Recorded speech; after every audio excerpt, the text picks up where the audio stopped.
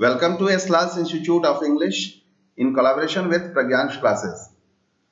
Before starting, मैं आपको एक चीज बता दूं कि आप इस चैनल को लाइक करें, सब्सक्राइब करें, शेयर करें और कमेंट्स भी डालें सो दैट कि आप इनकरेज करें अपने टीचर को कि और भी चीजें आपको मिल सकें।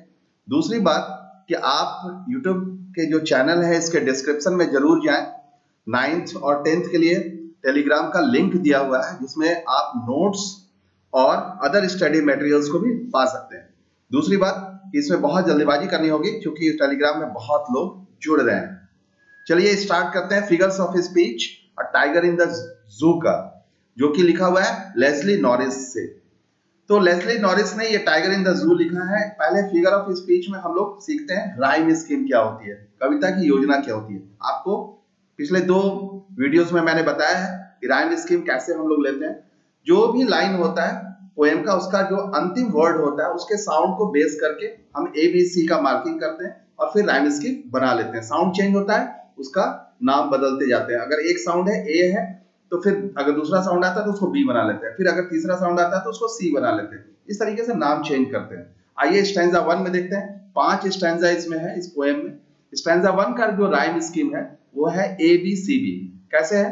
क्योंकि आप देखिए A में लिखा हुआ है स्ट्राइप्स, B अलग साउंड है केज, और फिर C अलग साउंड है क्वाइट, और फिर फोर्थ जो वर्ड है रेज, यानी कि जो सेकंड साउंड है यानी केज से रेज का मिलान करते हैं तो वो एक तरह का मिलता है, यानी कि ABC और फिर B आ जाता है क्योंकि सेकंड वाले से फोर्थ वाला टैली करता है।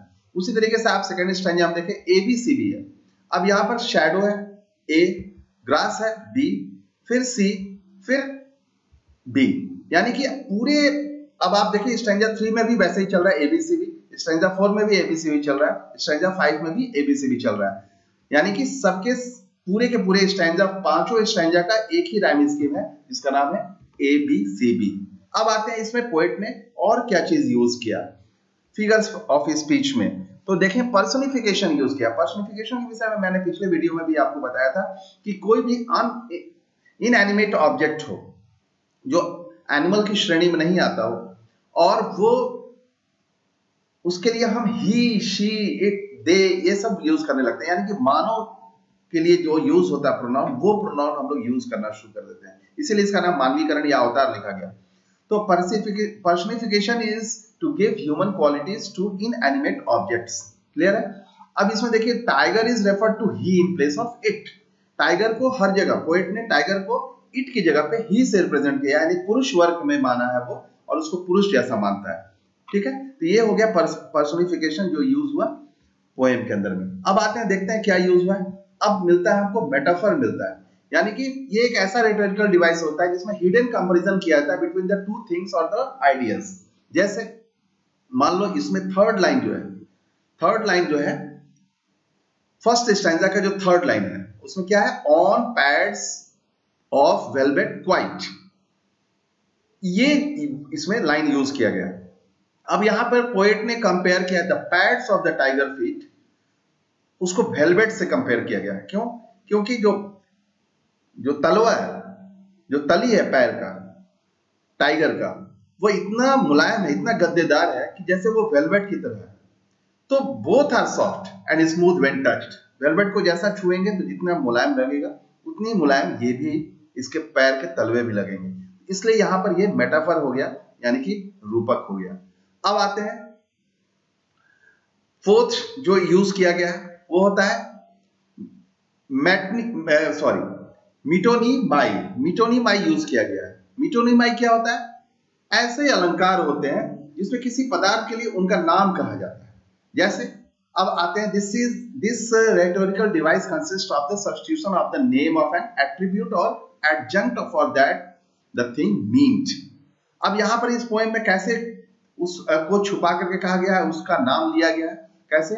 The poet uses the device of metonymy in the second line. Second line में क्या आता है, हिज स्ट्रेंथ बिहाइंड बार्स। और एक बार फोर्थ स्टैंजा में फिर यहां पर स्ट्रेंथ का मतलब क्या होता है? स्ट्रेंथ का मतलब होता है the tiger of the body. तो यहां पर पोएट ने क्या नाम लिया? अलंकार के रूप में क्या नाम लिया? वो लिया strength word. Strength behind bars. तो हु इज दैट स्ट्रेंथ? तो स्ट्रेंथ का मतलब होता है टाइगर। तो ये हो गया मेटोनिमाई। ठीक है, अब आते हैं हम लोग पांचवे पे, जो कि नया है। इसमें क्या यूज हुआ है? आप देख रहे हैं स्क्रीन पर, इंजाममेंट यूज हुआ है। इंजाममेंट हमने आपको पिछले भी वीडियोस में बताया था कि इंजाममेंट में क्या होता है, ग्रुप ऑफ वर्ड्स होते हैं और वो कंटिन्यूटी में होते हैं, वहां पर फुल स्टॉप कॉमा नहीं लगता है। और इसमें हर स्टैंजा में, सिर्फ स्टैंजा 4 को छोड़ करके हर स्टैंजा में, देखिए आप स्टैंजा 1 में कैसे वो कंटिन्यू किया, he stalks in his vivid stripes the few steps in his cage, यहां पर आकर के कॉमा दिया पोएट ने। यानी कि जो स्टार्ट ही से हुआ है स्ट्राइप्स के बाद, फिर सेकेंड लाइन जो आया है उसमें कंटिन्यू है, वहां सेंटेंस कंटिन्यू है, लेकिन उसको पोएट ने 2 भाग में तोड़ दिया है। इसी तरह से स्टैंजा 2 में देखिए आप 3 लाइन को एक साथ पोएट ने लिया, sliding through long grass near the water hole where plump deer pass, यहां पे आकर के फुल स्टॉप लग रहा है। यानी कि सेंटेंस कंटिन्यूटी में जब होता है, भले ही उसको ब्रेक करके लाइंस क्रिएट किया जाता है, तो वही हमारा इंजाममेंट कहलाता है। स्टैंजा 3 में भी आप देखें वैसे ही है, he should be snapping around houses at the jungle's edge, इसके बाद फिर कॉमा दिया है पोएट ने।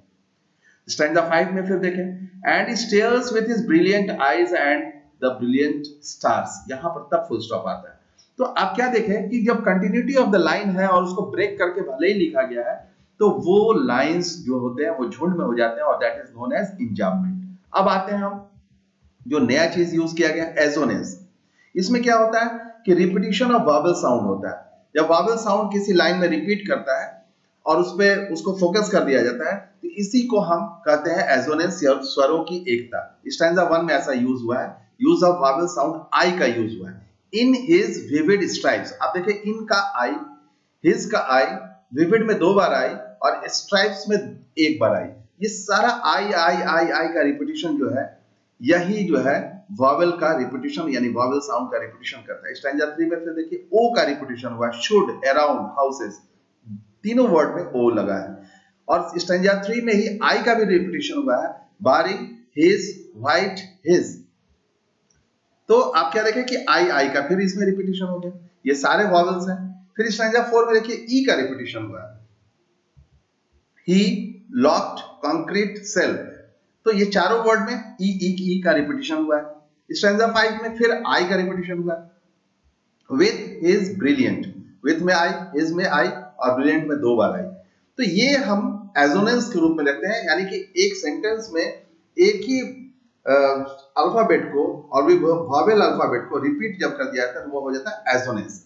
और ठीक इसके विपरीत आप एलिटरेशन लीजिए, एलिटरेशन में वॉवेल की जगह पे कॉन्सोनेंट साउंड का रिपीटिशन होता है। पॉइंट नंबर 7 देख रहे हैं आप स्क्रीन पे। स्टैंजा 2 में देखिए, use of P at the start of 2 words, plump, pass. अब यहां देखें, प्लम्प का पी, पास का पी। फिर use of sound B, stanza 4 में यूज हुआ है, बिहाइंड बार्स, बी, बी, यानी कि स्टार्ट में किसी वर्ड के स्टार्ट में ही repetition of the consonant sound हुआ है। फिर आप स्टैंजा 5 में देखिए एच का रिपीटिशन है, ही हियर्स, ही में एच, हियर्स में एच। तो ये हो गया हमारा एलिटरेशन। इसको आपको याद करना होगा, 2 से 3 बार वीडियो को देखेंगे याद हो जाएगा। अब आते हैं, कल्पना किया है पोएट ने, इमेजरी लिया है, और यह है हमारा 8th point. Imagery is used to make readers perceive things involving their 5 senses. अपने 5 सेंस, 5 इंद्रियों से जब किसी चीज की हम कल्पना करते हैं तो वो एक नई सोच बनती है, उसी को हम इमेजरी बोलते हैं। स्टैंजा 1 में the poet tries to create an image about the tiger. कैसे इमेज टाइगर का क्रिएट किया है? क्योंकि वो लिखता है, he stalks in his vivid stripes the few steps of his cage. तो हु इज ही? ऐसा कौन कर सकता है? अलग अलग स्ट्रिप्स बने हुए बॉडी के ऊपर में और वो उसमें चल रहा है और केज के अंदर में कुछ कदम चल रहा है, यानी कि वह एक पिंजड़े के अंदर में चल रहा है, वह चल रहा है। तो वह कौन हो सकता है? उसमें किसकी कल्पना कर सकते हैं? एक पिंजड़े के अंदर में धारीदार शरीर लिए हुए और धीरे धीरे चलना किसी का, वो कल्पना में किसका जाएगा? वो जाएगा स्वाभाविक रूप से टाइगर का। इसके बाद फिर देखिए स्टैंजा 2 में वैसे लिया, लर्किंग इन शैडो लिया, यहां पर टाइगर्स की जो एक्टिविटीज है उसको दिखाया गया है। तो यहां पर वैसा इमेज बन रहा है कि टाइगर कौन सी एक्टिविटीज कर रहा है। तो ये हमारा इमेजरी हो गया। अब आते हैं, एक नया है जिसका कि अभी पिछले 2 वीडियोस में हम लोगों ने नहीं चर्चा किया। यह है ओनोमाटोपोइया। ओनोमाटोपोइया का मतलब होता है अर्थानुरण। अब क्या होता है अर्थानुरण में, क्या होता है कि onomatopoeia is defined as a word which imitates the natural sounds of a thing, it creates a sound effect that mimics the thing. जैसे आप किसी को चिढ़ाते हैं, चिढ़ाने के लिए जो आवाज निकालते हैं, ठीक उसी तरीके से आवाज की इसमें चर्चा की जाती है। नेचुरल साउंड जो निकलता है उस चीज की जो डिस्क्रिप्शन होती है बहुत ही एक्सप्रेसिव तरीके से, बहुत ही इंटरेस्टिंग वे से किया जाता है। जैसे स्टैंजा 3 में पोएट ने इसमें यूज किया जो साउंड स्नार्लिंग वर्ड यूज किया है ना, बोलता है कि ही should B snarling around houses, ऐसा वर्ड यूज किया है। तो वह अराउंड हाउस, वह घरों के चारों ओर गुर्राते हुए, तो गुर्राना यहाँ जो स्नार्लिंग साउंड है वह साउंड जो है यही ओनोमाटोपोइया है। जैसे गुर्राना शब्द आप मिलता है तो ये कौन सा अर्थ का बताता है, तो वह अर्थ बता देता है टाइगर के साउंड का। तो ये है ओनोमाटोपोइया। अब आते हैं, देखते हैं पोएट ने कौन सा नया लिटरेरी डिवाइस यूज किया। वो है ऑक्सीमोरन। या ऑक्सीमोरन का मतलब होता है विरोधाभास, just opposite to the meaning. अब oxymoron is a figure of speech in which two opposite ideas are joint to create an effect. दो आइडियाज हैं और दोनों ऑपोजिट मीनिंग रखते हैं, लेकिन दोनों को रखा जाता है एक साथ। The common oxymoron phrase is a combination of an adjective preceded by a noun. एक adjective हो जाता है, एक noun हो जाता है और उसका contrasting meaning हो जाता है। जैसे use of an adjective opposite in meaning, यहाँ पर poet ने use किया है quite rage। यह है first stanza का 4th line, in his quite rage। अब quite का मतलब होता है, बिल्कुल देखो ये adjective है शांत, rage का मतलब गुस्सा। अब गुस्सा भी शांत, opposite meaning दे रहा है। गुस्सा में तो बहुत तीव्रता होती है, बहुत आक्रोश होता है, बहुत तेजी होती है, बहुत डरावना होता है, लेकिन यहाँ पर क्या लिखा है क्वाइट रेज लिखा है। इसी को ऑक्सीमोरन बोलते हैं। क्वाइट एडजेक्टिव है, रेज जो है नाउन है, और इसको जस्ट ऑपोजिट रख दिया है, लेकिन इसमें इसका पावर जो होता है बढ़ जाता है। क्वाइट शांत, गुस्सा बहुत खौफनाक होता है। अब आता है जो लास्ट इसमें यूज किया गया है पोएट के द्वारा, वो है कॉन्सोनेंस। कॉन्सोनेंस का मतलब होता है it refers to repetitive sound produced by consonants. Consonants के द्वारा रिपीट किया हुआ साउंड किसी भी सेंटेंस में या फ्रेज में। जैसे this repetition often takes place in quick succession, quick succession जल्दी जल्दी होता है। जैसे use of S sound, use of S sound हुआ है इसमें। अब आप यहां देखेंगे कि कॉन्सोनेंट वर्ड का यहां पर चर्चा किया जा रहा है। जैसे कॉन्सोनेंट अल्फाबेट का चर्चा किया जा रहा है। जैसे स्टॉक्स हिज स्ट्राइप्स। अब स्टॉक्स में देखें आप एस, हिज का एस, स्ट्राइप्स का एस, यानी कि लास्ट। लास्ट में आपने 3 बार एस एस एस का एक साथ यूज किया गया।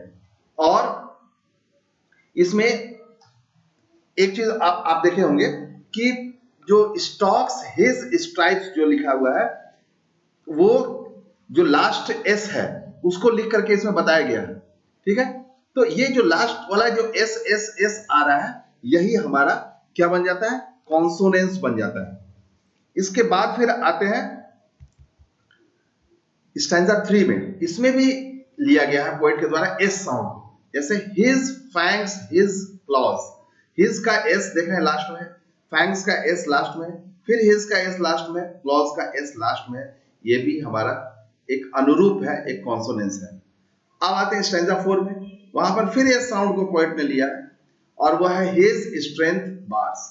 अब यहां पर देखिए एस, स्ट्रेंथ का एस, बार्स का लास्ट एस, ये हमारा कॉन्सोनेंस बन जाता है। तो these are some important figures of speech which are used by the poet in this poem A Tiger in the Zoo। आपको इसको याद करना चाहिए, क्योंकि छोटे छोटे जो क्वेश्चंस जो स्टैंजा बेस्ड आते हैं उसमें आपसे ये पूछे जाते हैं। लाइंस दिए रहते हैं पोएम का, उसमें फिर ये पूछा जाता है कि which figure of speech या which literary device the poet has used in the above lines। तो उस समय में आपके दिमाग में ये सारी चीजें चलनी चाहिए, जिससे कि आप चून करके लिख सके कि this is the right answer. Okay, so I will come with the figures of speech used in the other poems very soon. So bye bye, good bye.